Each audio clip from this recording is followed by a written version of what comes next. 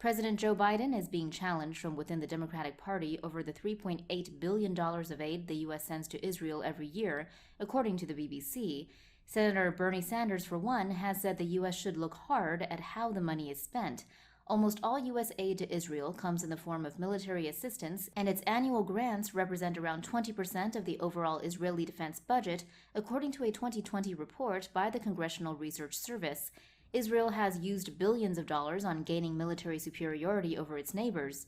For example, purchasing 50 F-35 fighter jets, which can be used for missile attacks, or last year purchasing 8 KC-46A Boeing aircraft. Of the $3.8 billion given to Israel in 2020, $500 million, or around 13%, was used for missile defense systems.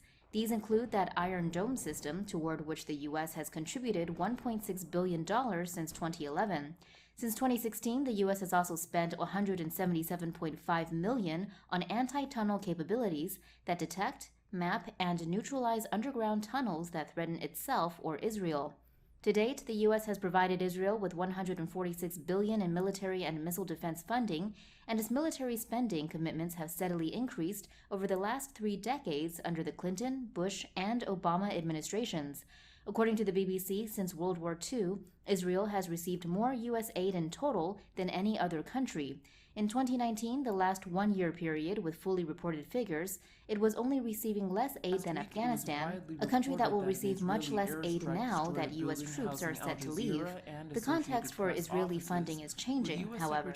Last month, in the House of Representatives, U.S. Congresswoman Betty McCollum introduced a bill asking for guarantees that U.S. aid is not used in abuses against Palestinians. Meanwhile, last week, Democrats in both houses introduced resolutions aimed at blocking a new $735 million arms sale to Israel, according to The Guardian. While unlikely to pass, they reflect a 2021 Gallup poll showing 25% of Americans now sympathize more with Palestinians than Israelis, an increase of 6 percentage points since 2018.